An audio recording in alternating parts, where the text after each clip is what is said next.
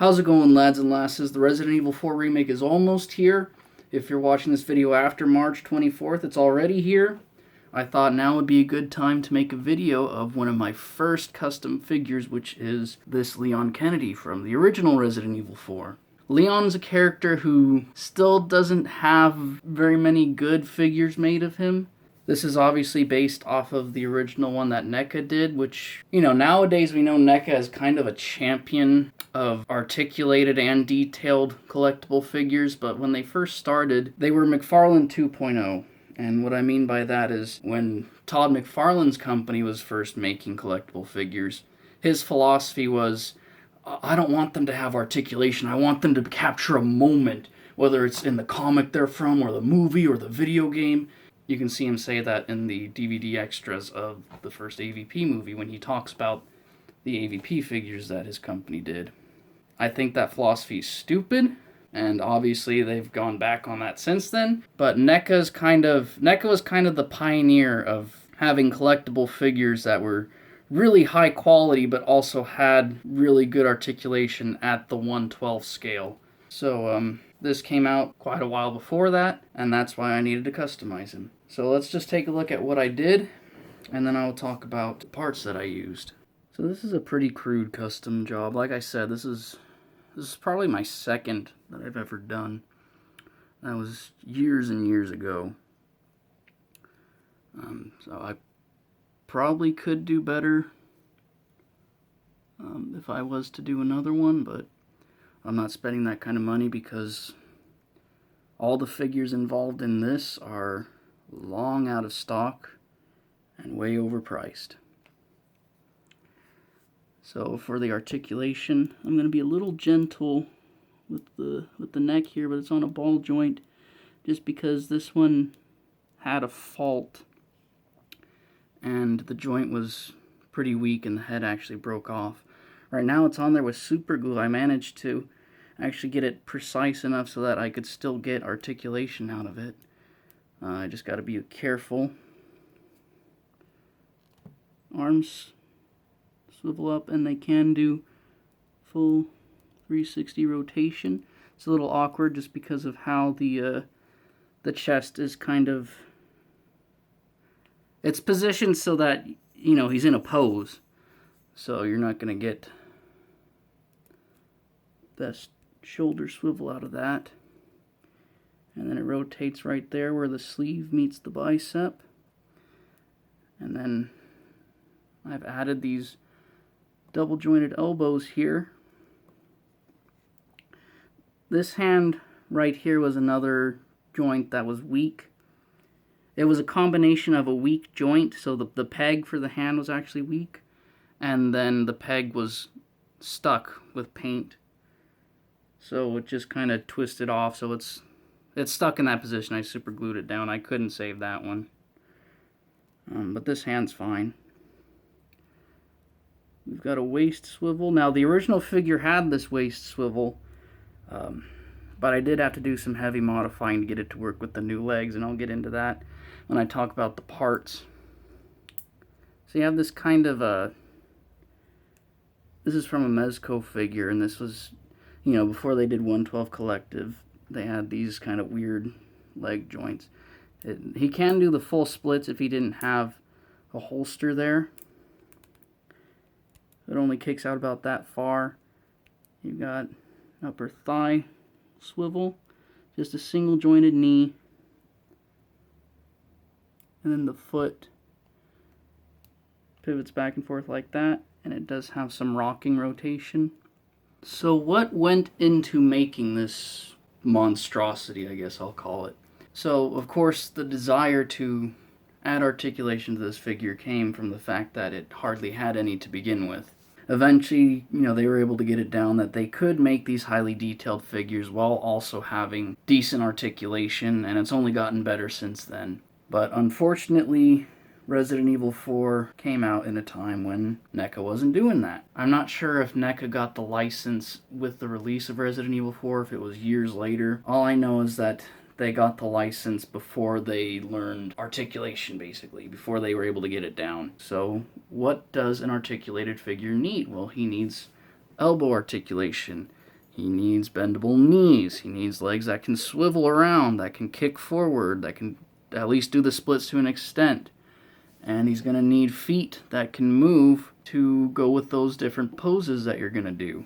I learned how to do a lot of my techniques from a website called Figure Realm, and I spent years trying to figure out how to do a custom action figure. When I finally came across Figure Realm, that's when I was able to actually do this stuff myself. Now, this is an early attempt. I've gotten a lot better since this one. I'm still not professional when you look at some of the stuff people have done on Figure Realm. I'm nowhere near as good as a good chunk of those people, but I can serve my purposes when I need to. They have really great in-depth tutorials on there, and of course there is the figure gallery where you can draw inspiration, and people are usually pretty open to telling you what they use, to give you suggestions on what you can use. It's a pretty welcoming community there. Just don't be an ass and you're good to go. So how did I make this figure articulated? And let's start with the arms here. What I did was I cut the elbows off. Back then I actually had to use like a hacksaw. Nowadays I could use a Dremel tool or a rotary tool. And what is that, you might ask? That's something like this. Dremel is kind of the face of the rotary tool industry, if you want to call it that. But there's a lot of companies that will make these rotary tools, and what they are is they're just, this handheld tool that will, when plugged in and activated, rotate at a given speed. Here you have different bits. You can put saw bits, you can put drilling bits, you can put sanding bits, and you can use those to refine plastic projects, wood projects, metal projects, what have you. They are perfect for doing figure customization. It's something that you almost need if you really want to get serious about it. And it's something that I would recommend in investing. You don't even need to, if you're just doing figure customizing, you don't need to get a top of the line one like a Dremel. And they'll come with a wide range of bits, but you might have to buy some, and the bits are usually pretty interchangeable. You do want to check and make sure that it will fit properly, but generally they're pretty interchangeable. And it opens up a world of possibilities when you're customizing figures. So that would have made cutting these elbows out a lot easier. So then I used double jointed elbows from some Marvel Legends figure. It was an old one, I forget which one it was now. And I either used super glue or I used this stuff called JB Weld. And JB Weld is basically a two-part metal epoxy, but it works for plastic, for wood, for all kinds of things, and it's really strong, but it takes at least half a day to dry depending on which type you get. There's some that are quicker drying, but they don't have as much strength. But for an action figure, they have plenty of strength. It's just if there's going to be any sort of mechanical force going into it, you might want to go with the one that takes a little longer, but it has more strength. Highly recommend that too if you're doing figure customization, because it's just about the same price as super glue, and you're going to get a lot more strength out of it. Super glue still works fine in a pinch, and like I said, that's what's holding the neck together here, because the head fell off. It's not going to work for everything. So just, it is good to still have super glue just for those quick repairs that you need to do. But I would recommend also getting some JB Weld. And one thing to note about it is, while super glue is clear, JB Weld has like a dark steel appearance. So you want to try and hide it as best as you can. So it is really good for fixing joints that are going to be kind of hidden. Just fixing seams and gluing things together that aren't going to be visible. JB Weld is the perfect thing to use. And that's pretty much what went into the arms. Once I had everything glued down, I had to, of course... So to do that, you're going to need some kind of sculpting clay. So that's what this is right here. This is Fix-It Sculpt from Aves. Now, originally what they had was something called Epoxy Sculpt, and it is a two-part moldable epoxy that you would use to make general repairs. If you wanted to fix cracks on pottery or like a chipped piece, if you wanted to glue piping together, just general home repair stuff that you would use putty. That would be what Epoxy Sculpt is for. Then people found out that it was great for modeling. It was a perfect way to have a very strong modeling clay that didn't require heat to dry. It just air dries, and it works great for that. So I started out with the Epoxy Sculpt. Then they came out with this stuff, which is Fix-It Sculpt. And the difference being is that I believe this dries a little bit quicker, but it also has the advantage of not warping and distorting as it dries, bending under its own weight. That's something that a lot of modeling clays will, especially if you're making smaller pieces, they tend to warp as they dry. So if you pick Fix-It Sculpt over Epoxy Sculpt, it doesn't do that. It works a lot better for modeling. They've also got a new product out. I believe it's called Modeling Sculpt or something like that. It's still not as good as this, which is kind of funny because that was specifically designed for modeling because they realized that that was a huge part of their market.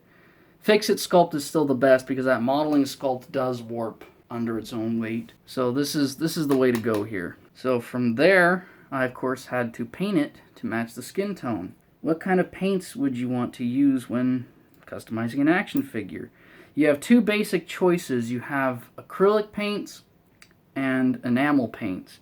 Not just any acrylic paint. You don't want acrylic craft paint. You want acrylic modeling paint. There's a difference. So what is the difference between acrylic paint and enamel paint? Quite a bit. So what I have here is just some Testors acrylic paint. When I first started, all I could get my hands on was enamel by Testors, of course. Enamel is thicker. It's much more oil-based than acrylic is, and you can definitely tell. The disadvantage to that is that it takes a lot longer to dry. So much so that I painted a figure with enamel paint well over 10 years ago, and guess what? It's still drying. If you don't do it properly, you'll end up in that situation too. If you can, you want to go with acrylic, at least for plastic. Enamel works a lot better on metal. The metal will actually absorb that a little bit better, and it will dry, especially if you leave it out, for like an hour or so on a colder day or a day where there's a breeze. That enamel paint's going to dry a lot better, and it's going to hold a lot better.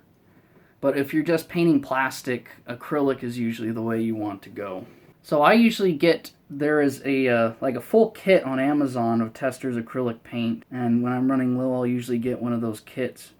You want to be very careful to make sure that it is the acrylic set and not the enamel set, because they look almost the same.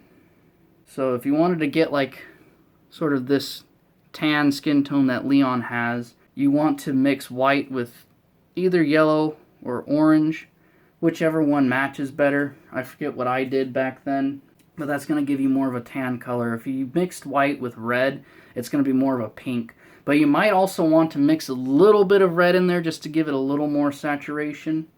Those are the four colors that you'll be working with if you want to create a lighter skin tone. So let's talk about brushes, because brushes do matter to an extent. You don't want to get cheap, just generic, nameless brushes.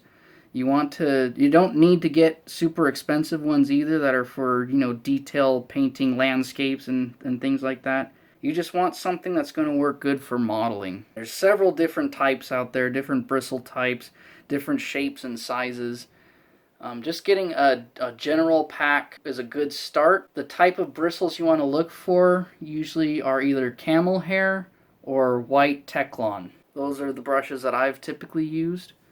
And like I said, you don't want to cheap out, but you don't need to go over the top. From there, once you've kind of got the hang of it, you can start looking into more expensive modeling brushes. Things that are used for, say, painting Warhammer figurines or any sort of miniature wargaming stuff. And those are good places to get tips for not only the brushes, but the paint. I've just used Testors because that's what I used. I'm sure there's a lot better modeling paint out there, and I do intend someday to kind of look into it more. If you really want to know the good stuff, talking to people who have painted miniatures, that's a good place to start.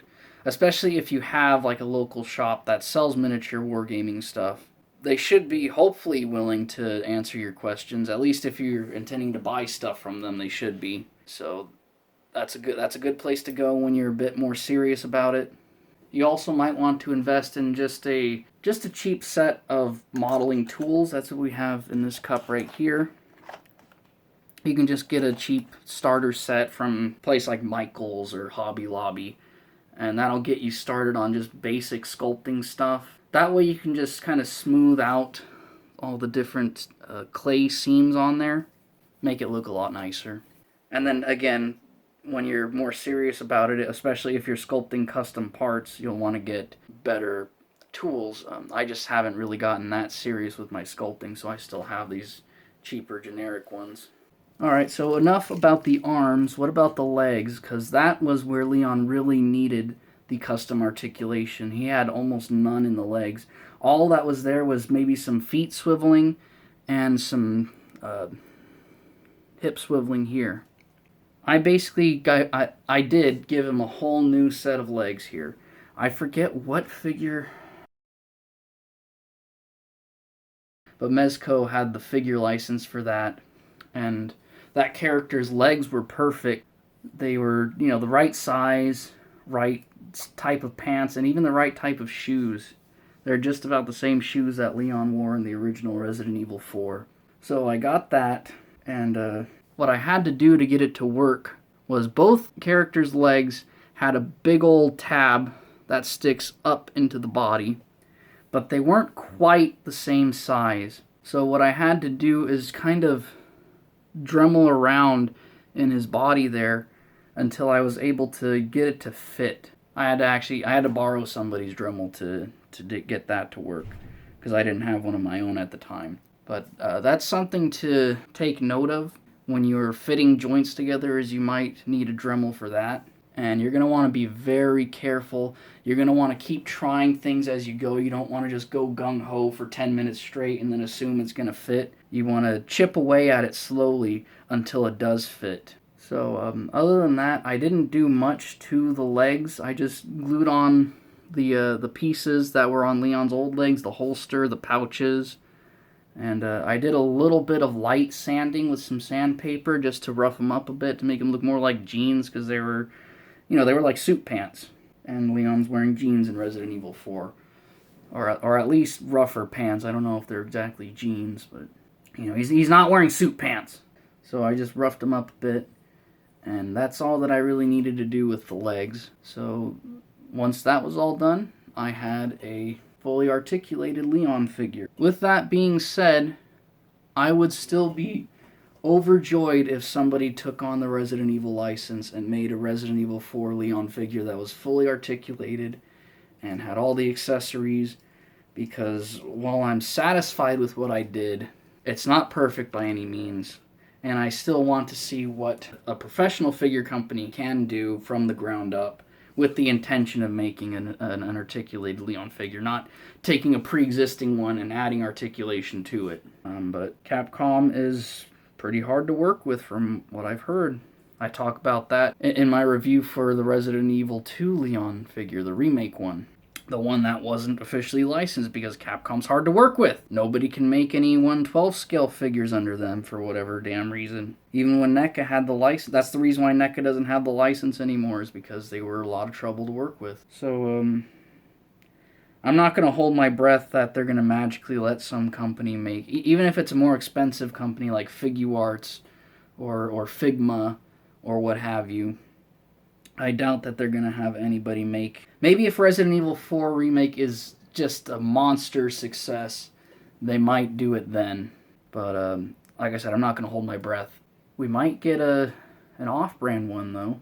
In which case, I cannot recommend it, but I will be getting one. Alright, that's going to do it for this video, you guys. If you want me to actually put together like a tutorial series on customizing figures, that's something I'm open to doing. Just let me know in the comments below, and I'll see what I can do. Because I've got some figures that I've had planned for a long time, and that would give me an excuse to finally put them together. Thank you guys so much for watching. I hope you have a good one, and I'll see you guys next time.